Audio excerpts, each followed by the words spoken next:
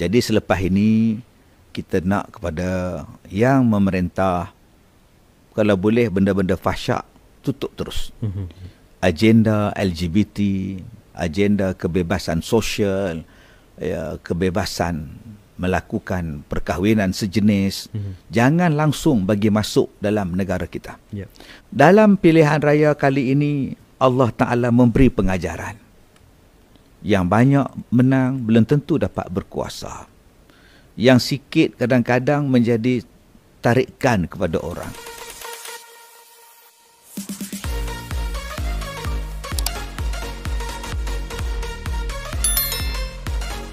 Setelah Anwar Ibrahim dipilih untuk menjadi Perdana Menteri ke-10, ini apa yang Ustaz Kazim Elias minta kerajaan lakukan demi keharmonian dan keamanan negara ini? Saya tertarik dengan titah Kebahaduli Yang Maha Mulia yang di-Pertuan Agong di dalam titah ucapan baginda hari ini tentang pelantikan Perdana Menteri yang baru. Baginda menggesa kepada semua rakyat supaya hidup dalam keadaan harmoni, ahli-ahli politik, ahli-ahli parlimen menghulurkan tangan, mengeratkan silaturahim dan sama-sama memajukan negara tercinta Malaysia. Oh, saya suka tu. Dia kata tanah air kita ni seumpama tanah pusaka yang perlu dijaga. Dan yang menang tidak menang semua, yang kalah tidak kalah semua. Dan disebut lagi, jadilah macam resmi padi, makin berisi, makin menunduk. Jadi kalau titah perintah Kebahaduli kita tidak dengar, siapalah kita sebagai rakyat? Jadi ambil sini, sebab titah perintah baginda sama dengan perintah Allah dalam ayat yang kita baca. Jangan menyemarakkan permusuhan. Jangan menyemarakkan api permusuhan. Sebab kita duk tengok sekarang ni. Semalam saya pergi Bagan Serai, ke Munting. Banyak roadblock. Balik ke Ipoh pun banyak sekatan jalan raya oleh pihak berkuasa polis. Kerana adanya duk tengok dalam TikTok, dalam Facebook, ada orang yang mula nak bawa provokasi. Nak bawakan sentimen-sentimen permusuhan. Jangan tuan-tuan.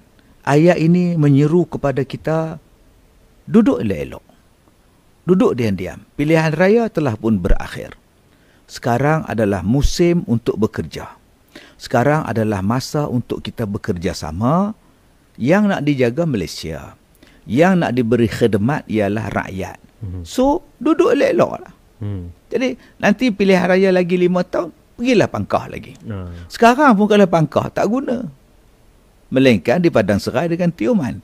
Sebab mereka baru nak pangkah. Baru nak start. Jadi kalau kita sekarang pangkah pun tak guna. Apa kata kita ikut Al-Quran? Allah Ta'ala kata, jangan buat benda fahsyat. Jadi selepas ini, kita nak kepada yang memerintah, kalau boleh benda-benda fahsyat, tutup terus. Agenda LGBT, agenda kebebasan sosial, kebebasan melakukan perkahwinan sejenis, jangan langsung bagi masuk dalam negara kita. Begitu juga agenda-agenda transgender. Agenda transgender. Jangan lagi diharumkan, disemerbakkan dalam negara kita. Yang kedua, perkara mungkar. Kita cari jalan macam mana kita boleh elakkan kemungkaran daripada berlaku. Sama ada di media-media sosial ataupun di mana-mana saja tempat. Kita kena kawal, kena jaga.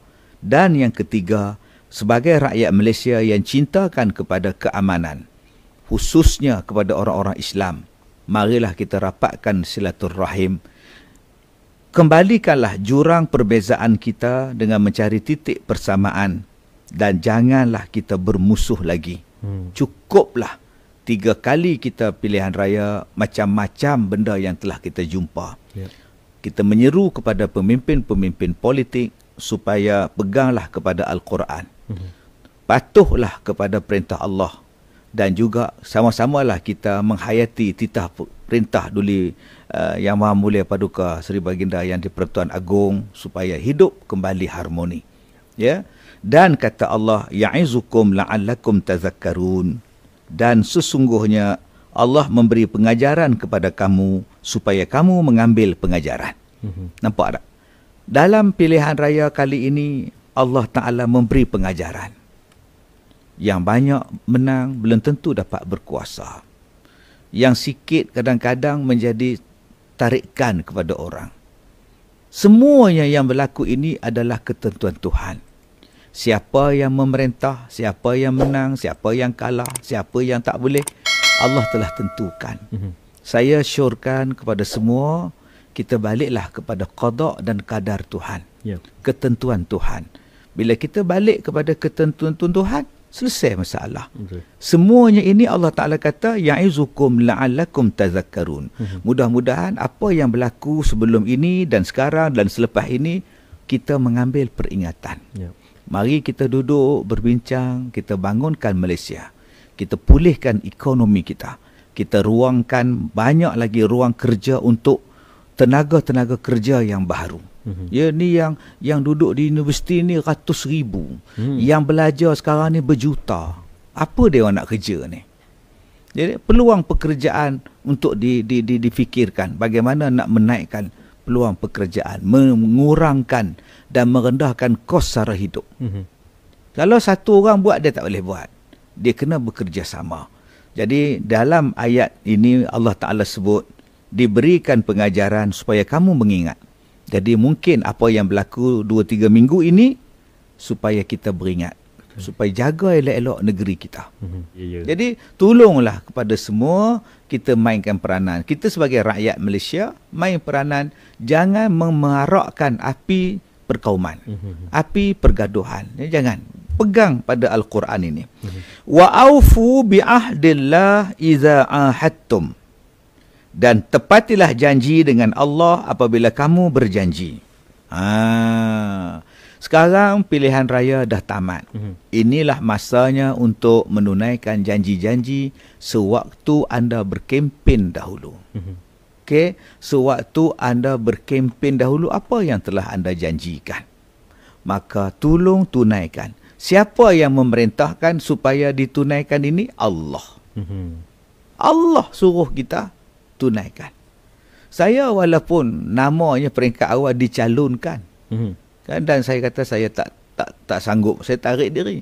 Salah satunya apa sebab dia?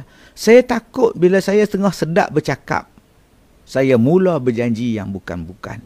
Jadi bila saya tak tunaikan, berdosa, jadi munafik. Maka janganlah mudah berjanji kalau tidak boleh ditepati. Rasa macam lagu lah pula. Kan? Apa guna berjanji? Laguan ya? Laguan tu. Kalau tak ditepati. Nampak tu. Dalam Quran kata, bila dah berjanji, tunaikan. Dan jangan lagi duk main-main. Memanglah saya berjanji, tapi bukan sekarang. Mungkin 10 tahun akan datang. Buat suara besar je. Mana mau. Ya. Begitu juga kita berjanji dengan anak kita. Nanti ayah belikan. Dah 4 kali balik dah. Ayah, mana dia tu? Allah, ayah lupalah. Nanti beli. Emosi budak tu. Emosi. Sebab tu kita kalau lagi mudah, jangan berjanji. Beli je. Balik rumah, beli. Kan? Aiman, ayah beli yang ni. Oh, beli backhoe, mainan. Seronok je. Sebab tu ada orang sekarang ni, bila berjanji, dia tak percaya di mulut. Dia rakam. Abang janji. Abang cakap.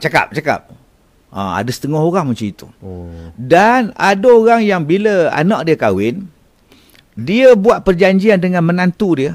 Dia rakam perjanjian tu. Saya akan menjaga isteri saya dengan baik. Ini janji saya. Saya akan bagikan cukup belanja, insya-Allah. Saya akan didik isteri saya. Dia buat perjanjian. Jadi bila dia balik kampung, bapa mertua pasang dekat TV. Tengok bagi semua. Tengok. Dari mara tengok. Nampak tu, jangan berjanji. Jangan lupa. Jadi ada orang yang bila berjanji kena buat macam itu. Zaman sekarang ni. Ya, tambah-tambah ada orang yang berjanji dalam perniagaan. Beli satu, dapat satu. Bila kita tanya, mana satu dia? Dah dapat satu. Itu awak beli satu kan? Itu satunya. Kalau awak beli dua, dapat dua. Kamu ni macam mana cerita? Akhirnya jadi haram. Perjanjian tu jadi haram pula. Satu tak ditunaikan, satu kerana menipu di dalam perjanjian dia, dalam perniagaan dia. Jadi marilah kita sama-sama tunaikan janji. Macam saya, ustaz contoh, berjanji dalam iklan hotel ke masjid 100 meter. Bila sampai di Mekah 1 kilometer, saya telah melanggar janji.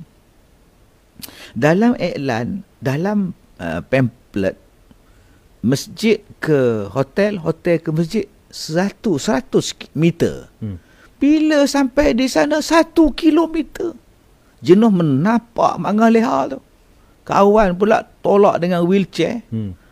Bukankah itu telah berbohong, mengukir janji?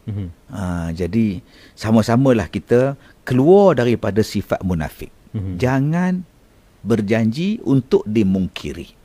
Bila berjanji hendaklah ditepati. Yang keduanya kata Allah, wala tanqudul aiman ba'da tauqidiha. Janganlah kamu melanggar sumpah kamu yang telah diikrarkan. Masya-Allah. Ada orang yang sumpah memegang amanah, sumpah memikul jawatan. Ada yang memegang sumpah ikrar taat setia. Macam kaki tangan kerajaan pun dia ada kan? Ada. Aku janjilah, sumpah, simpan rahsia lah. Pegang. Pegang. Jangan kita langgar sumpah tu. Ini benda dalam meeting, belum habis meeting dah keluar lah. Dah wasiat siap dah. Dah siap dah. Jadi tak reti PNC ni. Private and confidential. Ustaz petani banyak pula cakap orang putih. Mana nak tahu kan? Yang dah faham, tak faham sudah. Jadi tuan-tuan yang saya muliakan, kena jaga PNC. Kita kaki tangan kerajaan. Bukan semua benda yang kita tahu, kita kena bagi tahu. Ada kita nak menjaga maslahah, ada yang nak jaga kebajikan, jabatan, kebaikan dan sebagainya. Benda itu dah angkat sumpah. Aku simpan rahsia. Simpan rahsia. Tutup, zip mulut. Tak boleh. Dan tak boleh pula langgar sumpah. Kita dah angkat sumpah sebagai misalnya pemimpin, calon DUN, peringkat DUN atau peringkat parlimen. Maka jalankanlah, laksanakanlah tanggungjawab anda sebagai wakil rakyat dengan cara yang baik. Jangan bila dah dapat pusat khidmat pun tutup. Orang nak jumpa pun tak boleh dah. Tu yang jenuh tu. Jadi dulu dah sumpah dah, saya bersumpah akan berkhidmat taat setia. Tiba-tiba kita jual rahsia negara pada lain. Kita buka pintu kedaulatan negara kepada lain. Jadi Islam cukup ambil berat benda ini. Di dalam fiqh kenegaraan, dua benda yang sangat penting untuk dijaga. Pertama, menjaga kedaulatan Islam. Dan yang kedua, menjaga kedaulatan negara. Jadi sama-sama kita bersumpah jaga kedaulatan negara kita Malaysia. Ya, daripada sudut ketenteraan, sudut rahsia, sudut border, kerakyatan dan sebagainya. Kemudian waqad ja'altumullaha 'alaikum kafila. Dan Allah jadikan apa yang kamu sumpahkan itu Allah menjadi saksi ke atas kamu. Innallaha ya'lamu ma taf'alun. Sesungguhnya Allah mengetahui apa yang kamu lakukan.